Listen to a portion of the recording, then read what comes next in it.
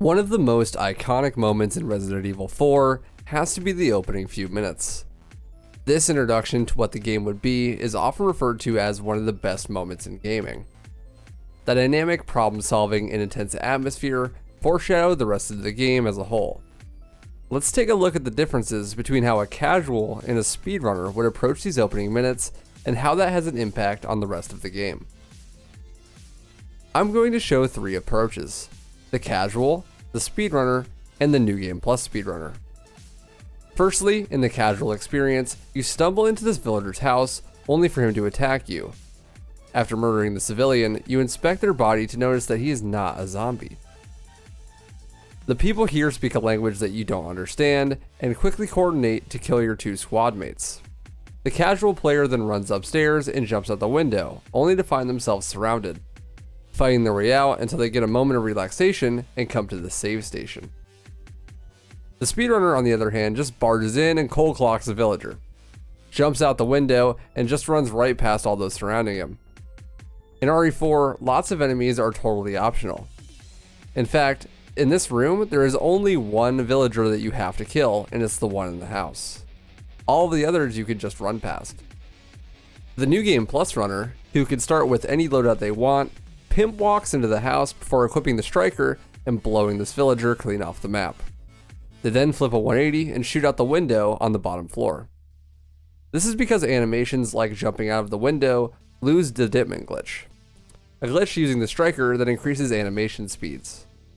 Watch my video on that for more details. Then they use said glitch to run like Usain Bolt away from all the villagers and into the sunset. Back to the casual, they take a stroll down the road and don't even notice the bird that flies away, as they are too preoccupied with the cute doggo. After freeing the dog and doing their good deed for the day, the casual slowly walks between the rest of the traps, and then they reach the villagers. They slowly dispatch these ganados and head across the bridge, and eventually to the double doors. Apparently the birds are not real, and they're just cameras used to spy on the population. In fact, this one always holds a hand grenade. This grenade in particular is useful for the upcoming section, and is equipped to increase the movement speed. The speedrunner sacrifices the doggo for the good of speed, and saves about 8 seconds, committing this war crime. Running past all the enemies as they point and yell at you is a staple of RE4 speedrunning. The New Game Plus runner does this as well, but much faster. Now that we enter into the larger portion of this introduction, we are greeted with a showcase of how brutal these villagers can be. Your teammate impaled on a stake and being burnt in the town center, with everyone going about their day as usual.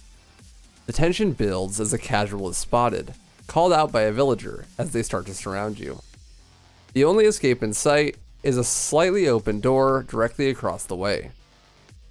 Once inside, a new anxiety comes out to play as the chainsaw revs up and the casual's butt cheeks clench. They run around and find the shotgun and a grenade, escape through the window, and continue the battle on the roof, escalating into a large-scale fight where most of the focus is pointed on the motherfucker with a bag on his head. After running around for a few minutes, the church bell rings and the classic line is dropped.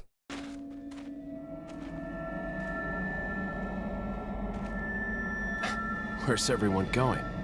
Bingo? This is cool, but you want to see some real cool shit?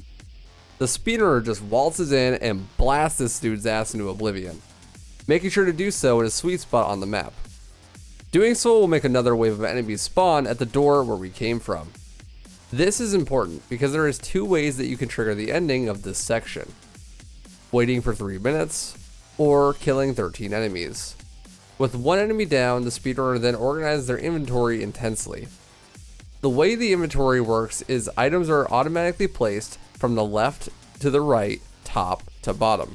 So arranging it as such will cause items to land in certain spots later on, minimizing the amount of times the inventory is opened and ensuring the speedrunner knows exactly where every item is going to go and how to get to them. Equipping the nade, the speedrunner heads into the house and dunks on the ganados through this little window. This spawns another wave of enemies as they run upstairs and grab the shotgun and another grenade. Running back downstairs, they can jump to the window and bait the chainsaw guy to miss his attack. Then, the speedrunner throws the grenade in a spot that will kill the most enemies possible, and killing a total of 13 enemies and triggering the bingo cutscene. Where's everyone going? Bingo? In New Game Plus, the Dipman glitch is used to run up to the previously mentioned location. A grenade is used to kill 2 villagers, spawning enemies at the back of the village and behind the house to the left. The infinite rocket is shot before the 5 villagers spawn, hitting them right before they get the chance to move. Then a rocket is shot at the wall by the house on the left, killing another 5 villagers for a total of 13. Then the speedrunner shoots the wall a few times to adjust their difficulty.